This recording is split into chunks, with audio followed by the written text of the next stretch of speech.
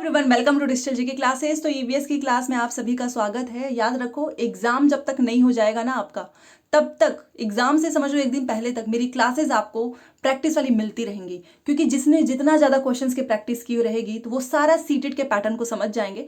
फिर वो कोई भी क्वेश्चन आएंगे ना, उसको आराम से कर सकते हैं। आज भी हम वही करने वाले हैं, ऑनलाइन प्रैक्टिस। जो अभी आपका जनवरी 2023 में हुआ है पेपर, उसमें ईवीएस में काफ़ी चेंजेस देखने को मिले हैं।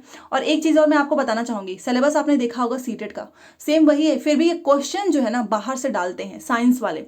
आज पेपर सॉल्व करके ही आपको पता चल जाएगा कि कुछ क्वेश्चंस अभी तक नहीं पूछा था सीटेट ने, फिर भी पूछा है। तो याद रखो, पेपर पास करना है तो ईवीएस को ज़्यादा ध्यान से पढ़ने की जरूरत है। इसके लिए चैनल को सब्सक्राइब करके प्लीज़ वीडियो को लाइक जरूर करें। टेलीग्राम इंस्टाग्राम का लिंक मिल जाएगा कमेंट बॉक्स में, आप ज्वाइन हो सकते हैं। बेल आइकन को जरूर प्रेस कर दो सो दैट आपको नोटिफिकेशन मिलती रहे। चलिए स्टार्ट करते हैं। देखिए, 2 बजे जो सीडीपी की क्लास हुई थी वो भी देखिए, और 4 बजे तो ईवीएस की होता ही है, और हमारा सुबह 10 बजे डेली मैथ्स का होता है। ठीक है, और भी क्लासेस मैं ऐड करूंगी। देखिए, बस प्लीज़ आप सब लाइक जरूर करना, क्योंकि मेहनत आप सभी के लिए है। ये एक पहेली पूछा था जो कि मुझे सबसे ज़्यादा इसमें मतलब आसान है, ये तो कोई भी कर लेगा। क्या लिखा है कि कुहू कुहू आवाज लगाती, मधुर मधुर मैं गीत सुनाती, सबके मन को हूं मैं भाती, बोलो मैं हूं क्या कहलाती। कितना आसान है। आप बताइए किसकी आवाज़ आपको मधुर सी लगती है? कोयल की, है कि नहीं? हमारा ऑप्शन नंबर 4 इज राइट। तो चलिए इसी बात पे लाइक जरूर कीजिए कि कितना आसान क्वेश्चन एक मिल गया आपको सबसे पहले। अब इस क्वेश्चन में काफी लोग जो है ना परेशान भी हुए थे। देखिए, यहां पर आपको दिख जाएगा, इसमें बस बहुत आसान है। इसमें क्या पूछा था कि जो ये increase in poaching of dears in the following food chain. Poaching of dears का मतलब क्या है? अनाधिकृत शिकार बढ़ने के साथ, बट किसका? वो है, वो मिलेगा आपको। नीचे देखो लिखा है, ग्रास है, डियर है, टाइगर है। What will happen to the food chain after a few years. तो ये फूड चेन का क्या होगा आगे जाकर? ठीक है ना, आफ्टर मतलब कुछ सालों के बाद से क्या हो सकता है संभावना। तो एक बार आप इसमें भी देख लीजिए, हिंदी में भी जो यहाँ पर ये फूड चेन बनाई गई है, और उसमें आपको बताना है। यहाँ पर देखिए, ये जो खाद्य श्रृंखला है, इसमें हिरण की बात हो रही है। हिरण के अनाधिकृत शिकार बढ़ने के साथ, मतलब इसका जो है अनाधिकृत शिकार बढ़ेगा तो क्या होगा? कुछ वर्षों के बाद ये जो खाद्य श्रृंखला है, इस पर क्या प्रभाव पड़ेगा? अनाधिकृत शिकार का यहाँ पर आप मतलब भी देख सकते हैं, इंक्रीज, मतलब ये बढ़ने वाली बात कर, increase in poaching of dears. ठीक है ना, पोचिंग ऑफ डियर्स को ही बोलते हैं अनाधिकृत शिकार, और बढ़ने को इंग्लिश में बोलते हैं इंक्रीज। इतना तो आप समझ ही गए होंगे। तो क्या होगा आप बताइए? 4 ऑप्शंस हैं आपके सामने, सही आंसर कमेंट बॉक्स में जरूर लिखा करें। तो कुछ वर्षों के बाद जो ये फूड चेन है ना, इस पे एक आप प्रभाव पड़ेगा कि जो बाघ है इसकी संख्या घट जाएगी। ठीक है ना, क्योंकि जब खाद्य श्रृंखला में हिरण जो है उसका अनाधिकृत शिकार बढ़ेगा तो बाघ की संख्या तो ऑब्वियस ही बात है घटेगी। इसमें देखो क्या लिखा है, पहला कि घास कम होना शुरू हो जाएगी, बिल्कुल भी नहीं। बाघों की संख्या बढ़ जाएगी, बढ़ेगी कैसे? वो तो घटेगी। अनाधिकृत शिकार होगा हिरण का, बाघों की संख्या घटती है, बढ़ती नहीं है, ये भी गलत। और बाघ अपनी खाने की आदतों को बदलेंगे, ये कैसा आंसर है? ये तो होगा नहीं। बाघों की संख्या घट जाएगी। ऑप्शन नंबर 3 यहां पर सही माना जाएगा, और सीटेट ने भी इसे ही माना है सही आंसर। चलिए अगला क्वेश्चन देखते हैं। आप चाहें तो स्क्रीनशॉट ले सकते हैं, क्योंकि इस बार भी ऐसे ही क्वेश्चंस रिपीट होंगे। ये नए नए क्वेश्चंस डाले गए हैं इस बार। ठीक है, चलिए अब ये देखिए, ये भी एक नया क्वेश्चन मिला था इस बार, जिसका आंसर बहुत से लोग नहीं कर पाए। आप यहां पर देख सकते हैं, दोनों चीजें आपको दिख रही होंगी। देखिए, सिंपल सा पूछा था कि दिसंबर 2020 में दिल्ली का AQI 331 था। तो AQI का फुल फॉर्म क्या होता है? फुल फॉर्म पूछा है, तो ये तो बहुत आसान है। AQI का फुल फॉर्म क्या होता है? तो वो है एयर क्वालिटी इंडेक्स। ए से आपका एयर हो गया, क्यू से आपका क्वालिटी हो गया, आई से हो गया आपका इंडेक्स। तो आसान है, ऑप्शन नंबर तीसरा सही है हमारा। हिंदी में भी देख लीजिए, वैसे इसको इंग्लिश में याद रखना ज्यादा आसानी होगा। वायु गुणवत्ता सूचकांक, एयर क्वालिटी इंडेक्स। ओके, चलिए अब ये क्वेश्चन है, मैमल से भी क्वेश्चन आए थे। देखिए, इसमें पूछ रहा है कि इन चारों में से बताओ कि कौन सा स्तनधारी परिवार का है। तो आप बताइए, स्तनधारी का मैमल्स मतलब जो बच्चे देते हैं वो कौन है? फ्रॉग्स, आपने देखा अंडे देते हैं, पिजन्स भी देते हैं, लिजार्ड्स भी देते हैं। वेल जो है वो मैमल फैमिली की है। ठीक है, स्तनधारी परिवार का। ये भी आसान सा क्वेश्चन पूछा है, तो हमारा हो गया पहला, इसमें सही है। चलिए, और लाइक करते जाइए जितने लोग आते जा रहे हैं प्लीज, क्योंकि लाइक करना बहुत ज़्यादा ज़रूरी है उन स्टूडेंट्स तक ये वीडियो पहुंचाने के लिए जो लोग सच में फ्री क्लासेस चाहते हैं। ठीक है, चलिए अब ये देखिए, ये तो काफ़ी मतलब एक अच्छा क्वेश्चन, क्या मतलब लंगर तो आजकल आपको पता ही है, लंगर जहाँ पर भी लगता है सभी लोग खाने जरूर जाते हैं, क्योंकि वहाँ पर फ्री में मतलब खाना पीना मिलता है, वो पैसे नहीं लेते हैं। तो वही पूछ रहा है, द प्रैक्टिस ऑफ लंगर कोनोट्स मतलब क्या संकेत करता है, ये आपको बताना है। तो वो फ्री कम्युनिटी किचन है, ठीक है ना, ये मिड डे मील थोड़ी ना है कोई कि आपको मिड डे मील दिया जा रहा है। तो लंगर की प्रथा क्या संकेत करती है, मुफ्त समुदाय रसोई, एकत्रित दान, पवित्र भोजन, मध्याह्न भोजन नहीं, वो मुफ्त समुदाय रसोई है जहां पर लोगों को मुफ्त में भोजन कराया जाता है। लंगर का तो आसानी है। चलिए अगला क्वेश्चन देखते हैं। ये देखिए, इसमें भी लोगों को बहुत कंफ्यूजन हुआ था, तो हम इसको यहां पर देख लेते हैं हिंदी में ही। देखिए, इसमें पूछा था कि जो भौम जल होता है ना, भौम जल स्तर जिसे हम ग्राउंड वाटर बोलते हैं, उसके नीचे मान लीजिए ग्राउंड वाटर है, यहां पर देखिए ग्राउंड वाटर है, ठीक है, इसके नीचे जो है ना कठोर चट्टान जो है, उस कठोर चट्टान की जो परत है ना, उसके बीच में क्या है, भंडारित भौम जल है, उसको क्या कहते हैं, तो उसको कहते हैं जल भर।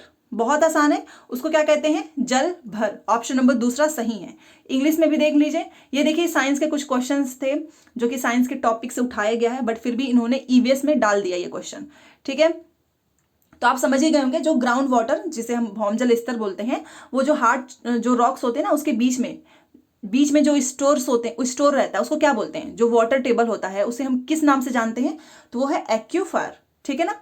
ऑप्शन नंबर दूसरा सही है, इसमें स्क्रीनशॉट आप ले सकते हैं, और हिंदी में इसको बोलते हैं जल भर। चलिए अब ये देख लेते हैं, ये काफी अच्छा क्वेश्चन है, हाथी से पूछा था, हर शिफ्ट में नहीं, किसी शिफ्ट में पूछा है। अब हाथी के बारे में पढ़ के जाना, क्योंकि इससे क्वेश्चन बहुत आता है। सबसे पहले सारे ऑप्शन देख लेते हैं कि इसमें से क्या हमारा सही है। देखिए, 3 माह के हाथी के बच्चे का भार लगभग 2 क्विंटल होता है, एकदम सही बात लिखी है इसमें। दूसरा लिखा है कि हाथी अत्यधिक आराम नहीं करते हैं, वे केवल 2 से 4 घंटे ही सोते हैं, यह भी एकदम सही लिखा है। कोई वयस्क ये मतलब वो ज्यादा हाथी ना आराम नहीं करते हैं, अब उनका भारी शरीर है, इसका मतलब ये नहीं कि वो सोते रहेंगे। कोई वयस्क हाथी 24 घंटे में 2 क्विंटल से अधिक पत्तियां और झाड़ियां खा सकता है, एकदम गलत। आप इसका सही आंसर लिखो, और ये मैंने पिछली बार भी बहुत अच्छे से पढ़ाया था, दोबारा से पढ़ा दूंगी। आप मुझे कमेंट करके बताओ कि हाथी जो है कितने पत्तियां और झड़ियां कितना खाते हैं, कितना किलोग्राम, जो भी आपको पता हो बताइए। किसी हाथियों के झुंड में 2-3 परिवारों के सदस्य ही होते हैं, और में सबसे बुजुर्ग नर हाथी झुंड का नेता नहीं होता है, जो सबसे बूढ़ी जो हथनी होती है ना, वो होती है, तो ये भी गलत। तो ए और बी हमारा सही है। चलिए आगे चलते हैं। अब ये रहा, ये भी आसान सा क्वेश्चन है कि रीता जो है उसने एक पक्षी की ओर इशारा किया और कहा कि देखो, ये जो इस पक्षी की जो आंखें हैं ना, इसकी जो आंखें हैं वो इसके सिर के एकदम सामने है, बिल्कुल मेरे समान। जैसे हम लोगों की आंखें कैसी होती हैं, ऐसी ही तो होती है ना, ऐसी ही होती हैं बिल्कुल हमारे जैसे। तो ऐसा कौन सा पक्षी है जिसकी आंखें हमारे समान होती हैं, कबूतर, गौरैया, उल्लू, कौवा, उल्लू। तीसरा हमारा सही हो जाता है। चलिए, और ये क्वेश्चन मैं बता दूं, ये सीटेट का फेवरेट है, हर बार पूछता है, हर एक शिफ्ट में आया हुआ है, ठीक है ना। चलिए अब ये पढ़ लेते हैं 69। देखिए, इसमें क्या पूछा है कि जो संकटापन मतलब एंडेंजर्ड जो हिरण होते हैं कि किस प्रकार के लिए केवल लोकटक झील ही एक स्थान है। जो भी एंडेंजर्ड मतलब संकटापन जो हिरण होते हैं, वो ऐसा कौन सा स्थान है जो केवल लोकटक झील के लिए, तो वो है संगाई, ठीक है, नाम याद रखना। चलिए अब ये वाला कर लेते हैं, ये हमारा 70। देखिए, जो विनस फ्लाई ट्रेप होता है, ठीक है, और एक पीचर प्लांट होता है, ईवीएस में इसके बारे में बहुत, ये क्या है, ये कीट भक्षी पौधे हैं जो कि कीटों का शिकार करते हैं, क्योंकि ये विशिष्ट पत्तियों या पत्तियों के भागों का प्रयोग करके ये क्या करते हैं, कीटों को फंसा लेते हैं। आखिर में ये ऐसा क्यों करते हैं, ये कीट जो है ना, वो पौधे से क्या प्राप्त करते हैं, तो वो पोषक तत्व, न्यूट्रिएंट के लिए ऐसा करते हैं। विनस और पीचर प्लांट दोनों केवल और केवल पोषक तत्व की प्राप्ति के लिए वो कीटों को फंसाते हैं। पहला सही है। चलिए ये भी हो गया आपका, और ये वाला क्वेश्चन भी मैं आपको बताना चाहूंगी, बहुत बार पूछा है, और एक ये वाला, ठीक है ना। सारे क्वेश्चन जो भी करा रही हूँ ना बहुत इंपॉर्टेंट है, इतना याद रखिए, ठीक है। चलिए अगला क्वेश्चन देख लेते हैं जो कि बहुत आसान है। अब ये बताओ, विश्व जल दिवस तो आप सभी को पता होगा, अभी आया भी था 22 मार्च, याद रख लेना। 5 जून को हमारा पर्यावरण दिवस होता है और 22 अप्रैल को हमारा पृथ्वी दिवस होता है। तो ये सारे नाम याद रखना, क्योंकि जुलाई में पेपर होगा, तो अभी तो आपका मार्च, अप्रैल, मई, इसके इंपॉर्टेंट डेज जरूर याद कर लेना, अदरवाइज मैं करा दूंगी। क्योंकि जुलाई में पेपर है तो मार्च का भी पूछेगा, और अप्रैल का पूछेगा और जून का भी पूछेगा। ठीक है, तो सारे बता दिए मैंने। इसका राइट आंसर 22 मार्च। चलिए अब ये है 72 में अभी तक आप पढ़ते आ रहे हो ना, जो सीडीपी में, उसी से पूछ रहा है कि आरटी एक्ट 2009 क्या बताता है, क्या कहता है।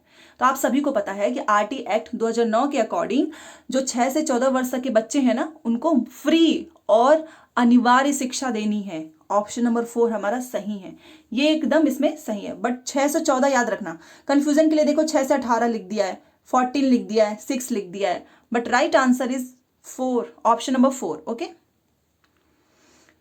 चलिए आप बताइए, क्या आपको लग रहा है ये टफ? देखो कोई कोई शिफ्ट में क्वेश्चन टफ आ जाते हैं, जो कि इसीलिए मतलब थोड़ा सा लगता है कि ऑनलाइन में काफ़ी दिक्कत होती है उन लोगों के लिए जो काफ़ी मेहनत करने के बाद भी नहीं क्लियर कर पाते हैं। अब देखिए यहाँ पर लिखा है कि प्याज की खेती की, और ये ऑफलाइन का इंपॉर्टेंट क्वेश्चन है, जितने भी पेपर हुए ना ऑफलाइन में वहीं से उठाया हुआ ये क्वेश्चन। प्याज की खेती की प्रक्रिया के लिए चरण दिया गया है। अब आप इसमें से सही, जो कि उचित क्रम में तो लगा नहीं है, आपको इसको सही क्रम में लगाना है। अब आपको मैं एक बात पूछूं, आप प्याज की को ना एज्यूम करो कि ये प्याज है और इसकी खेती करनी है, कैसे करेंगे, इसका क्या क्रम हो सकता है? क्या मिट्टी की गुड़ाई करेंगे, खरपतवार हटाएंगे पहले, या फिर प्याज के ऊपर की सूखी पत्तियों को काटेंगे, प्याज को उखाड़ कर बाहर निकाल देंगे, या फिर बीज बोएंगे? आप मुझे बताइए, अभी तो आपने प्याज को बोया भी नहीं है, तो ये सी और डी तो हो ही नहीं सकता है कि नहीं? अब बचा ए, बी, ई, इसी में से कुछ पहले होगा। सबसे पहले कोई भी चीज बोने के लिए हम मिट्टी की गुड़ाई करते हैं, है कि नहीं? तो हमारा ऑप्शन नंबर ए आ जाएगा। सबसे पहले मिट्टी की गुड़ाई करने के बाद आप क्या करते हो? खरपतवार हटाने लगते हो क्या? नहीं, पहले आप बीज बोएंगे, उसके बाद से हम बीज बो देते हैं। बीज बोने के बाद से हम खरपतवार हटाते हैं, तो हमारा ये आ गया बी यहाँ पे। उसके बाद से आप क्या करते हो? प्याज को उखाड़ कर बाहर निकालोगे, तभी तो उसकी सब्जी बनेगी, तो आप उसके बाद से बाहर निकाल लिए। उसके बाद से क्या करते हो? प्याज के ऊपर की जो सूखी पत्तियां होती हैं, आप उसको क्या करते हो? काट देते हो, है कि नहीं? तो हो गया सी। तो ये बताइए ए, ई, बी, डी, सी, यही होगा ना सही क्रम? ऑप्शन नंबर दूसरा हमारा यहाँ पर सही हो जाता है। प्लीज लाइक जरूर कीजिए और अपने दोस्तों के साथ जरूर शेयर करें। इस छोटी सी मेहनत के लिए इतना तो आप कर ही सकते हैं। हो गया, चलिए। और आज का हमारा 2 क्वेश्चन और बाकी हैं, वो भी देख लेते हैं। देखिए, जो बर्ड्स होते हैं, जो कि जिनकी आंखें हमारी जैसी नहीं है, पक्षी अपना जो है ना सिर कई बार हिलाते हैं। ऐसा वो क्यों करते हैं? क्योंकि जो उनकी आंखें होती है ना वो स्थिर होती हैं, तो उनको कोई भी चीज देखनी होती है ना तो अपना सीधे पूरा मुंडी ही घुमा देते हैं, ठीक है ना, कई बार हिलाते हैं। तो ये क्यों करते हैं? तो आंखें उनके स्थिर होती हैं तथा वो हिल नहीं सकती। ऑप्शन नंबर दूसरा सही है, रीजन भी बता दिया मैंने। चलिए, और ये है हमारा लास्ट क्वेश्चन, ठीक है। 15 क्वेश्चन तो हमने कर ही लिए और उसके बाद भी करते रहेंगे अभी। तो इसमें देखिए लिखा हुआ है कि भारत में जो सबसे अधिक वर्षा का रिकॉर्ड कहाँ पर है, कहाँ पे सबसे अधिक बारिश होती है। जैसे लोग देखो सीटेट वाला चलाक है, वो जानबूझ के चेरापूंजी ना पहले कर देता है, क्योंकि बचपन से पढ़ते आ रहे हैं कि चेरापूंजी में बहुत बारिश होती है, बहुत बारिश होती है, और वो खेल जाता है। चेरापूंजी में नहीं, चेरापूंजी बस अगर ऑप्शन में रहे तो ठीक बात है। इसने मौसिन राम को भी देके गलत कर दिया। अगर ये ना हो तब हम चेरापूंजी के साथ जाएंगे, बट ऑब्वियस ही बात है मौसिन राम में सबसे ज्यादा बारिश होती है और बहुत कम लोग जो हैं इसको समझ पाते हैं। बहुत लोग अभी भी बस चेरापूंजी की रट लगाते हैं, ठीक है। तो इसका राइट आंसर होगा ऑप्शन नंबर 4 कि सबसे अधिक वर्षा का रिकॉर्ड मौसिन राम में है। ओके, तो 4 हमारा यहां पर सही हो जाता है। चलिए, तो ये थी आज की क्लास, और अगर आपको क्लास अच्छी लगती है तो प्लीज़ अपने दोस्तों के साथ शेयर करें, चैनल को लाइक करें, चैनल को सब्सक्राइब करके वीडियो को लाइक जरूर करें। मिलते हैं नेक्स्ट क्लास में। Thanks for watching.